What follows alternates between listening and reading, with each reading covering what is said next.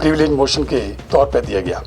और ये हिमाचल प्रदेश के इतिहास में पहली बार हुआ है कि जब कर्मचारी, चुने हुए कर्मचारी नेता को प्रिविलेज मोशन लाया गया उनके खिलाफ। और मैं ये बता देना चाहता हूँ आपको कि सचिवालय सेवा कर्मचारी संगठन एकमात्र ऐसा मुझे लगता संगठन है जहाँ पे चुन के लोग आए जाते हैं। जब हमारे इलेक्शन होते हैं तो 5 पोलिंग बूथ होते हैं। सुबह 10 बजे पोलिंग शुरू हो जाती है, शाम को 5 बजे चलती है, उसके बाद काउंटिंग होती है। जबकि बाकी आप देखते होंगे वहाँ पे तो जैसे एनजीओज़ का ही होता है, जो भी कंसर्न आती है, सरकार आती है, उसके आदमियों को बना दिया जाता है। लेकिन जो हमारी एसोसिएशन है, जो हमारे सचिवालय की एसोसिएशन है, इनके निष्पक्ष रूप से चुनाव होते हैं और ये लोग चुन के आते हैं। यहाँ तक कि मेंबर जो होता है उसको भी वोट लेके आना पड़ता है। तो ठीक है, प्रिविलेज मोशन आया है, हम कोई डरने वाले तो है नहीं। पर जब हमने किसी से पूछा, चाहे वो रिटायर्ड जजेस हैं, चाहे बड़े बड़े वकील हैं, चाहे रिटायर्ड आईएएस ऑफिसर हैं, आम आदमी है, कोई भी है, तो सब लोग हैरान है, परेशान है कि भाई प्रिविलेज मोशन यार ऐसा क्या कर दिया आप लोगों ने। क्योंकि प्रिविलेज मोशन लाने का मतलब जैसे विधानसभा थी, अगर हम विधानसभा में विघन डालते, हाउस में विघन डालते तो प्रिविलेज मोशन लाते तो ठीक था। अगर हम किसी को गाली देते विधानसभा में जाके तो प्रिविलेज मोशन लाते, क्योंकि हमने तो वो भी समय देखा है एक विरोध करने का। हमने पुतले फूके हैं, पुतले फूकते थे मुख्यमंत्री के, गालियां देते थे। एक मुख्यमंत्री थे, पूर्व मुख्यमंत्री थे, तो हमने पुतला फूका। तो जब हम गए वार्ता के लिए कहने लगे यार आपने पुतला फूंक लिया ना मेरा, अब बोलो क्या काम है। एक मुख्यमंत्री थे, माननीय हमारे मुख्यमंत्री, उन्होंने जब हम वार्ता के लिए गए, तुमने खूब गालियां दी, कोई गाली बची तो नहीं देने के लिए, दे देते, लेकिन उन्होंने बात की।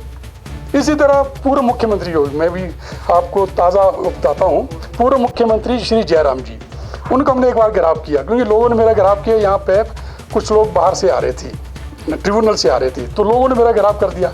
मैंने कहा भाई मेरा गिरफ्तार क्यों कर रहे हो आप, चलो मैं मुख्यमंत्री कर लेते। मुख्यमंत्री आईजीएमसी से आ रहे थे, हमने गेट पे उनका गिरफ्तार कर दिया। मुख्यमंत्री कहने भाई क्या भाई, मैं कहा उन्होंने मेरा गिरफ्तार किया, मैंने आपका कर रहा हूँ। कहते बात क्या है, कहते बैठ के बात होती है। मैं कहा चलो फिर बैठते हैं, और मामला सॉल्व हुआ। यही नहीं, पिछली सरकार में 3 मंत्री जो है ओथ ले रहे थे। जब ओथ ले रहे थे, ऊपर ओथ हो रही थी, सचिवालय में नारेबाजी हो रही थी, हमने सचिवालय के दरवाजे बंद कर दिए थे। और उन जो 3 मंत्री बन रहे थे, ओथ लेते, उनको शपथ लेने के बाद मंत्री यहाँ आते हैं, लेकिन उनको विधानसभा पीट ड्रॉप जाना पड़ा था।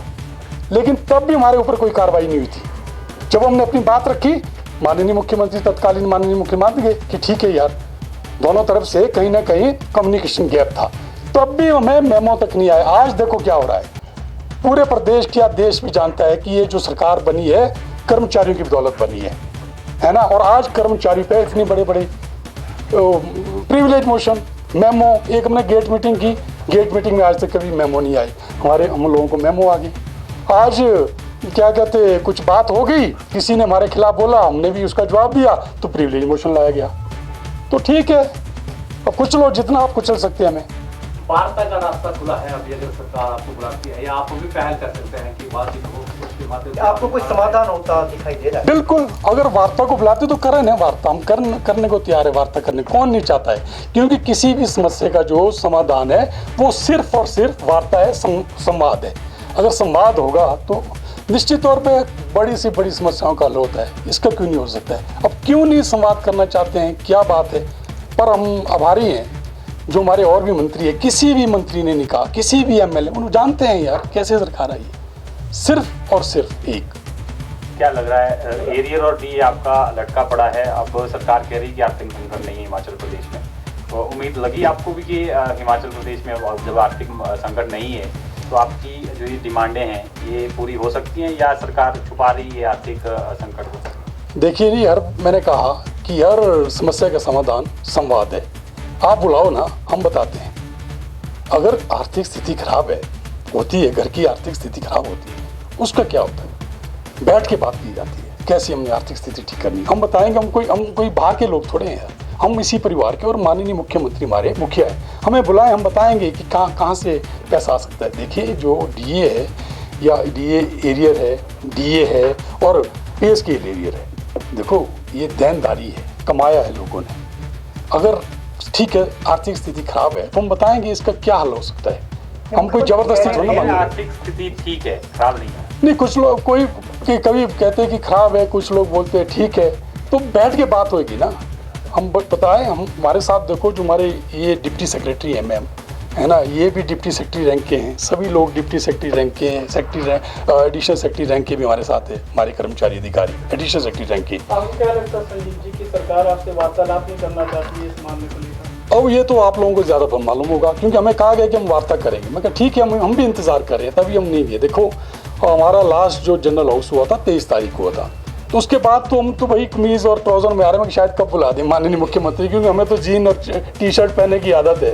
अब हम इसीलिए ट्राउज़र और जीन में शायद कहीं मुख्यमंत्री बुला दें वार्ता के लिए, पर अभी तक तो कुछ हुआ नहीं ऐसा। हाँ, तो महासंघ को बुलाया जा रहा है, आंदोलन आप लोग कर रहे हैं, तो कहीं ये ऐसा तो नहीं है कि कहीं इश्यू को डाइवर्ट करने की कोशिश है? देखिए डॉक्टर साहब, महासंघ को बुलाया जा रहा है, अभी तो पता ही नहीं कि कौन है महासंघ, क्योंकि कहीं पता चलता है कि वीरेंद्र गुट, कहीं बोलते हैं प्रदीप गुट, कहीं बोलते कोई त्रिलोक गुट हैं। हम तो चाहते हैं किसी को बुलाओ, किसी को मान्यता दो। हम तो सच में चाहते हैं, दिल से चाहते हैं कि हम पूरे प्रदेश के कर्मचारी पेंशनर है 5 लाख, हमें दर्द है उनका, तभी हमारे को आवाज़ उठानी पड़ी। किसी को मान्यता नहीं दी है ना, हम तो चाहते हैं कि महासंघ बुलाओ, किसी को मान्यता दो, उनके साथ ये इश्यूज डिस्कस हों।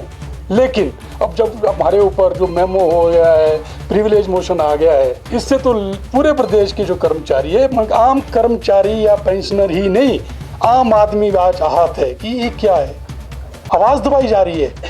ऐसा क्या कर दिया भाई हमने? भाई माननीय मुख्यमंत्री मोदी, आप मुखिया हैं, हम बच्चे हैं आपके, अगर कोई गलती हुई हमें बुलाओ, डांटो, कहाँ गलती हुई है, कहाँ हमारे से कोई ऐसी गलती हुई है, हमारे को डांटो, आप बुलाओ तो सही ना। पर ये क्या सीधे यार प्रिविलेज मोशन, ऐसा क्या कर दिया भाई हमने?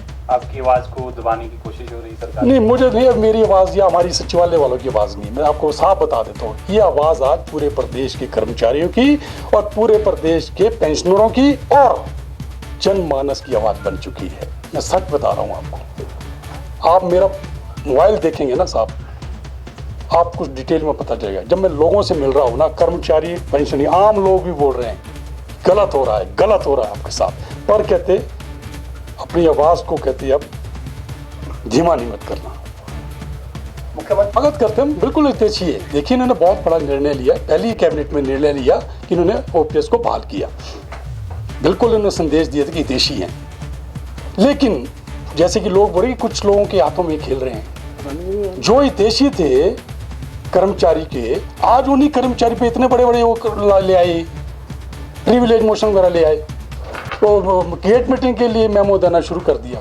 तो यहाँ से कुछ संदेह हो रहा है, क्योंकि माननीय मुख्यमंत्री हो सकता है इनका निजी ना हो, ये कुछ लोगों के इसमें आ रहे हो, बहकाव में आ रहे हो। वैसे मैं ये भी कहता हूँ, पूरा मंत्रिमंडल कोई नहीं बोल रहा है, किसी ने आवाज़ नहीं उठाई हमारे बगैर, हमारे खिलाफ। अब क्या है अंदर की बात हम तो नहीं समझते, पर हम तो अब देखो लोगों की आवाज़ उठाई है, हम लोगों के साथ धोखा तो नहीं कर सकते हैं। हमें क्या जरूरत थी फिर सचिवालय वालों को, हम तो अच्छी जगह थे, लेकिन हमने देखा कि यार आज पूरा प्रदेश का कर्मचारी जो ना हताश है, निराश है, कर्मचारी नहीं पेंशन हताश है, निराश है। एक आपने देखा होगा, सुना होगा, 85 साल के हमारे बुजुर्ग, पिता समान बुजुर्ग, वो जो है 37 डिग्री के टेम्परेचर में अपना हक मांगने के लिए ऊना में बाहर खड़े हुए। हमीरपुर में आपने देखा होगा, मंडी में आपने देखा होगा, हमारे बुजुर्ग भाई, पिता समान बुजुर्ग, हमारी माताएं, मतलब ऊपर से बरसात लगी है लेकिन वो अपना हक मांगने लगे। क्या जरूरत पड़ेगी इनको आज ऐसी? तो अगला रुख क्या रहेगा अगर आपको सरकार वार्तालाप के लिए नहीं बुलाती है? देखिए हमारा 17 तारीख को फिर से गेट मीटिंग है, वो करेंगे। हम अपना जो भी निर्णय ले रहे हैं, हम नहीं ले रहे हैं, हम 5 लोग जो हैं प्रधान है 5 एसोसिएशन के, हम नहीं ले रहे हैं, लोग बोल रहे हैं क्या करना है, जो लोग हमारे को, जो जनता बोलेगी हम वही कर रहे हैं, हमारा कुछ नहीं है। हम तो एक चीज़ जानते हैं यार, आप प्रिविलेज मोशन ला रहे, ले आओ ना यार, क्या करोगे होगा प्रिविलेज मोशन में, अंदर करोगे ना, वैसे ही अंदर कर दो। क्यों यार विधानसभा वालों का भी टाइम आप खराब कर रहे हो, क्यों इतना सारा टाइम वेस्ट कर दो ना अंदर यार। पर यार ऐसा तो मत करो ना, पर बात तो करो ना।